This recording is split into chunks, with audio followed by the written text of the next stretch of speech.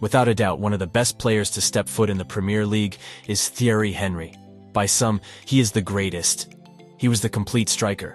His speed, ability on the ball, his curled efforts, his handling, ability to go bald before 30, this guy was an absolute legend. In all seriousness though, from the World Cup to the Champions League, to winning the Premier League Golden Boot 4 times in 5 years, being robbed of the Ballon d'Or in multiple occasions, being the only player apart from a certain Argentine to ever scored more 20 goals and bagged 20 assists in a single season, holds the record for most assists in a Premier League season with a certain Belgian, and Henry played as a striker that season. This guy's ability was off the planet. But turns out Henry didn't even want to be a footballer. In fact, at one point was seen as the worst player ever in Arsenal's history. So, without much hesitation, how did Thierry Henry become Premier League's greatest? Despite our man's blistering talent from a young age, Thierry was never actually drawn to football. In fact, his father had to literally pressure his young son before the boy would even start attending training. After juggling through a couple of amateur clubs, Henry would get picked by Monaco, and 4 years later, our man made his first team debut under a certain French coach. Although Wenger suspected that Henry should be deployed as a striker, he put Henry on the left wing, because he believed that his pace, natural ball control and skill would be more effective against full-backs than center-backs. During his 5 years at Monaco, Henry would be named the French Young Footballer of the Year in 1996. His solid performances helped the club win the Ligue 1 title, and during this period, our man would lead Monaco to the Champions League semi-finals, setting a French record by scoring 7 goals in the competition. That year, he would be called up for a small tournament known as the World Cup, and would end the tournament as the French highest goal scorer.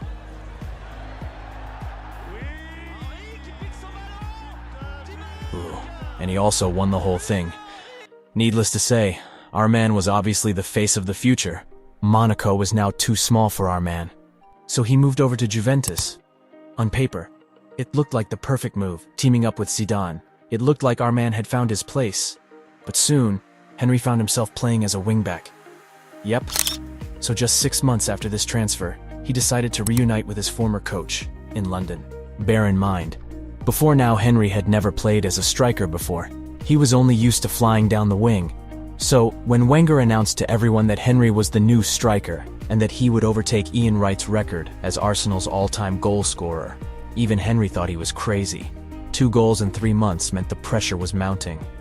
Henry was the club's record transfer at the time, and 2 goals in 3 months was just not enough.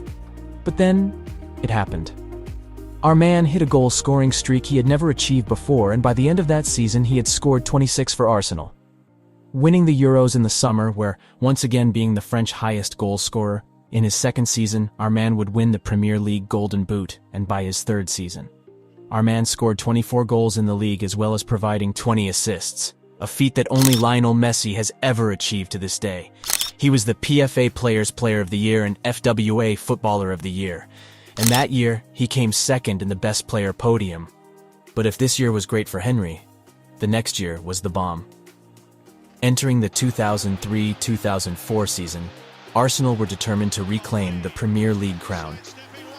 Henry was again instrumental in Arsenal's exceptionally successful campaign.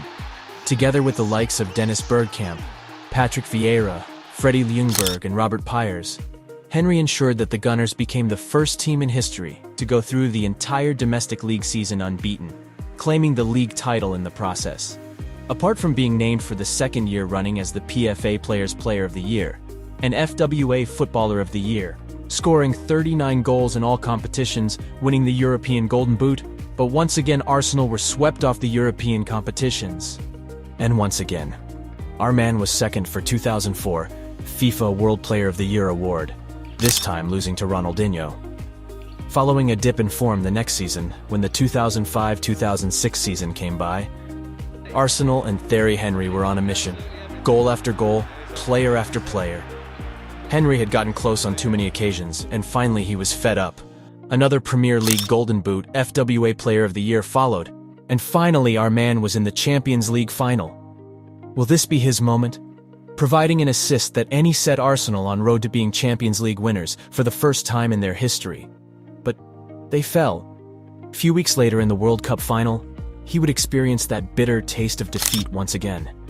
That year, he would finish third as the world's best player. And 2006 marked the decline of Henry's prolific goal-scoring form. He was already 31.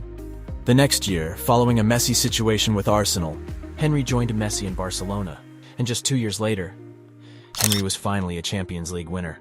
A year later, he moved to America, and after a miraculous loan return to Arsenal in 2012, he retired in 2014. Thanks for watching.